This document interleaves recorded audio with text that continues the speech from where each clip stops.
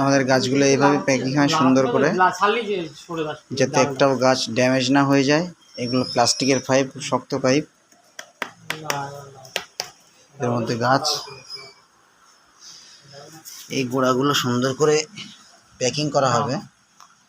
এর মাত্র 20% হয়েছে, 80% এখনো বাকি। ফুল সেফটি এর প্যাকিং হবে। পাইপগুলো কত হার্ড বুঝতে পারছেন?